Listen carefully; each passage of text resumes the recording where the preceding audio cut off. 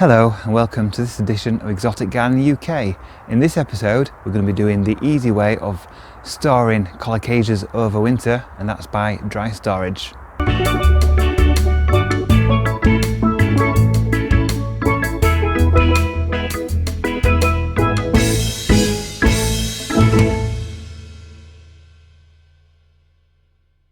So we're into December now and we've had our first sort of big frost of the season, which has blackened all the tender plants. I removed a lot from this bed that you see in the frame, and we're left with a few of the sort of half hardy colocasias that I need to dig up. Or I could mulch in situ if I thought I could get through winter, but in my location the safest bet is to dig them up.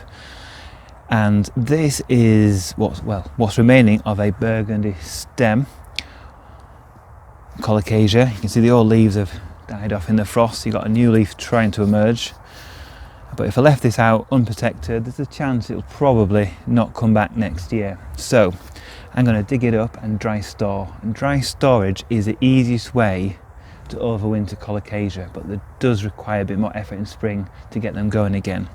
But this way of protecting them and overwintering them means that there is no issue with them rotting off in winter, getting bugs or pests, having to water or give light or anything like that, because we're basically going to dig it up, clean off what's underground, and then we're going to dry store it somewhere so that it doesn't get any pests and you can completely forget about it until spring. So all we need to do is dig it up. Get a trowel, or you can just pull it up. Just give that a little wiggle. And there we are, we've pulled it up, and now it's time to clean it off. So I've dug it up now, and I've also dug up a few other colocasias. So we've got the one that we dug up here, which is the burgundy stem. We've also got some other burgundy stems. We've got a big pink china, just to show you the comparison, and we've got a tiny little Fontansii, which is on the very small side for dry storing.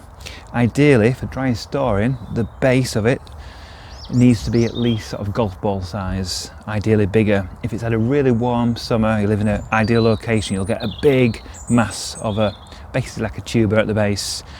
When it's new in the ground or it's not grown as well, you'll get only a small sort of bulb at the base. And obviously some species grow bigger than others. Well, this can get a big bulb, but it's just a very small plant, this one. Anyway, so we've dug them up, I've shaken off as much compost as I can, soil as I can, and all we're going to do is cut through with some secateurs right down here.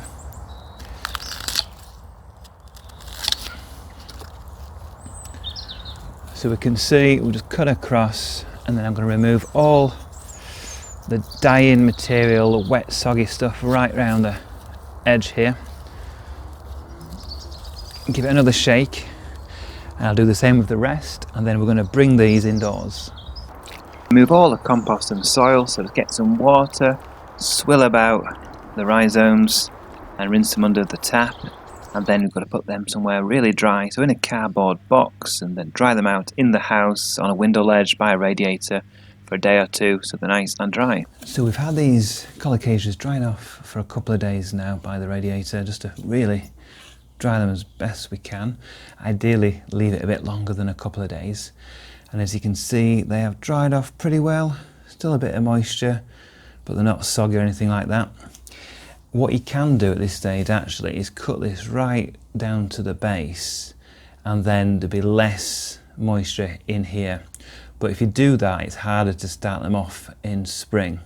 So there's a bit of a trade-off, because if you leave a lot of this on, it will dry up over winter, but there's a tendency it can succumb to rot.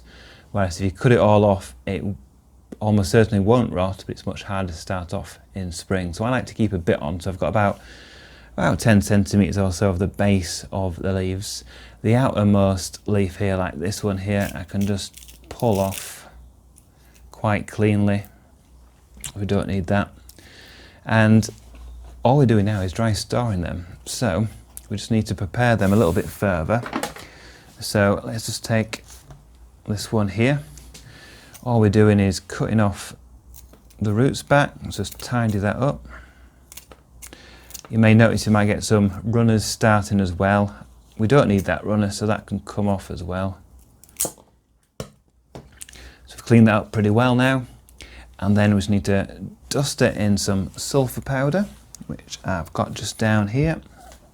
And this just prevents moulds getting attracted and sort of starting any sort of furry mould or rot on here. So we just put a bit of that on, just all over the surface, like so. And we'll do the same with the rest of them. And then we're going to get a box like this, get some wood shavings. So these are just ones for animals. We put a layer in the base.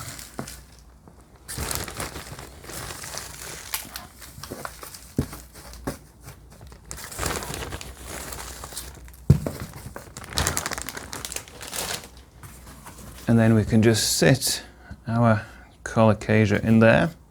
And then we can get a few in there and we put more and more of the wood shavings around them so they're not touching. And the wood shavings just allow moisture to be absorbed in there. And then throughout winter, we can just check on these if there's a lot of moisture present because it's coming out of here. We can just take out that wood shavings, but basically you don't need to do that much because if you dried them out well enough, they'll just store without really checking on them throughout winter. And then we can restart them probably in March next year. So they're all in the box now, and I'll put that somewhere warm, so it needs to be in the house. You don't want to keep this below 10 degrees because you're more likely to get a bit of soggy mess, developing a bit of rot. So you want to keep this at room temperature, so ideally 15 to 25 degrees.